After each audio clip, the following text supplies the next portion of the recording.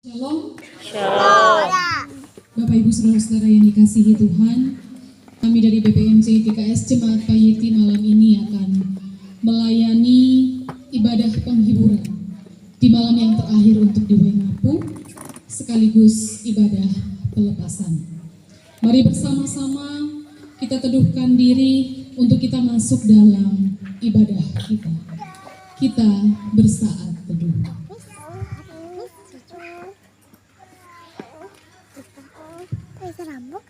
Pertolongan bagi kita ialah di dalam nama Allah yang telah menjadikan langit dan bumi serta segala isinya, yang memelihara kesetiaannya sampai selama-lamanya, dan yang tidak pernah meninggalkan perbuatan tangannya. Kasih karunia dan damai sejahtera dari Allah Bapa dan Tuhan Yesus Kristus dalam persekutuan dengan Roh Kudus kiranya atas kita sekalian. Amin.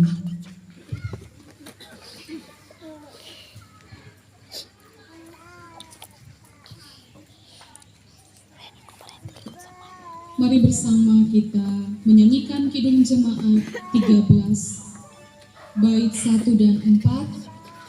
Allah Bapa Tuhan, dimuliakanlah namamu. Allah Bapa Tuhan, dimuliakanlah namamu.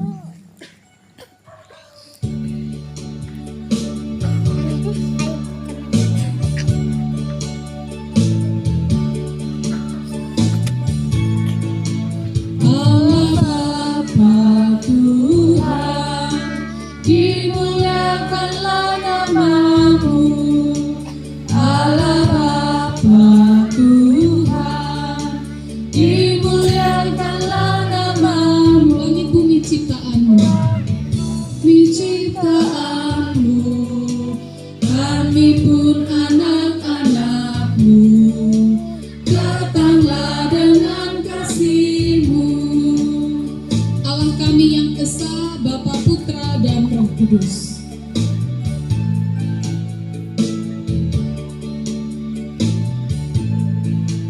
Allah kami yang esa, Bapa, Putra dan Roh Kudus.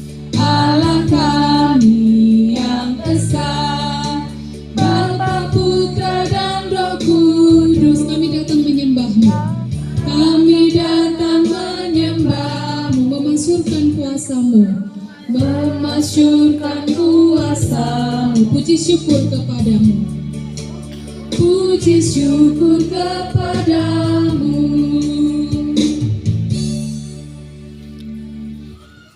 Sebelum kita membaca dan merenungkan firman Tuhan, mari bersatu hati di dalam doa. Kita berdoa.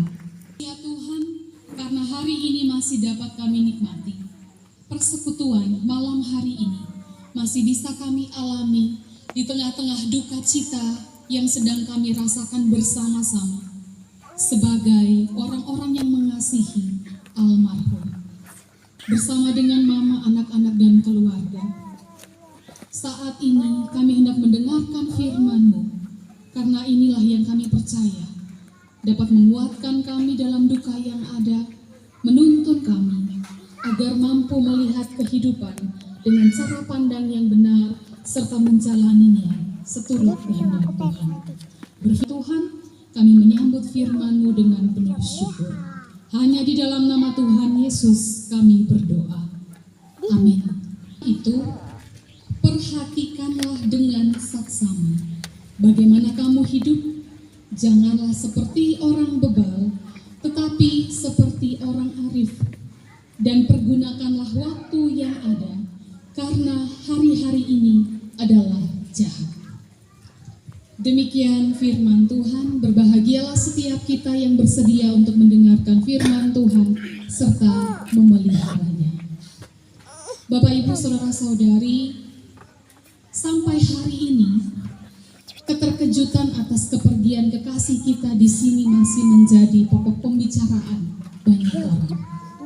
Semua masih tidak percaya bahwa beliau akan pergi dalam waktu yang begitu cepat. Apalagi mereka yang sudah punya banyak rencana bersama-sama dengan beliau di masa-masa yang akan datang, belum bisa untuk setidaknya menerima di akal bahwa ia sudah tiada. Walau demikian, dalam iman kita semua percaya bahwa inilah batas yang telah Tuhan tetapkan bagi kekasih kita. Kita tidak punya kekuatan untuk bisa menahan itu, karena ketika Tuhan sudah berkehendak, maka setiap orang akan meninggalkan dunia ini. Tadi Bapak Mahari sudah katakan kepada kita apa yang dituturkan Alkitab mengenai hidup manusia itu sendiri. Dalam Mazmur 90 ayat 5 sampai 6 dikatakan, hidup manusia itu seperti rumput yang bertumbuh di waktu pagi dan di waktu petang menjadi lisut dan layu. Dalam Yakobus 4 ayat 14 juga diungkapkan, hidup itu sama seperti uap yang sebentar saja kelihatan lalu lenyap. Yang menggambarkan bahwa hidup kita ini memang singkat adanya. Mengenai singkatnya hidup diketahui oleh semua orang. Ini juga terus diulang-ulang dalam ibadah-ibadah penghiburan maupun melalui mimbar-mimbar gereja.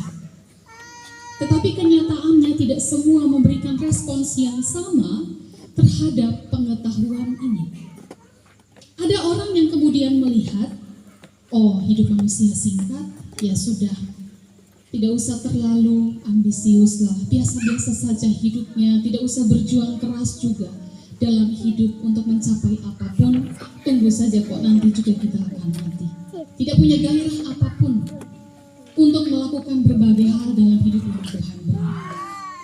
Tapi ada tipe orang juga yang berpikir, oh, hidup ini singkat, makanya manfaatkan dengan baik. Caranya bersenang-senanglah sepuasnya, lakukan apapun yang kita mau sebelum kita mati.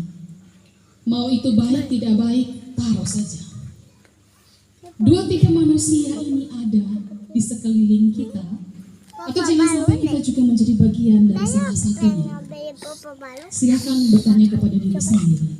Tetapi itulah kenyataan yang kita lihat setiap hari. Sehingga dalam hari-hari yang kita jalani, kita berjumpa dengan banyak orang yang begitu giatnya memakai waktu, bahkan 24 jam rasa-rasanya tidak cukup untuk dia mengejar apapun yang dia mau, tanpa dia memperhatikan segi spiritualitasnya lagi, tidak pusing mau gereja, tidak gereja, dia tidak mau tahu itu. Waktu saya singkat, saya harus maksimalkan untuk dapat sebanyak-banyaknya apa yang saya dapat. Ada orang juga yang lesu-lesu saja dalam dia menjalani harinya, sehingga kesannya malas, kesannya bukan orang yang punya optimisme untuk menjalani. Saudara-saudari yang dikasihi Tuhan, dalam kenyataan inilah Rasul Paulus memberikan nasihat kepada setiap orang, kepada jemaat yang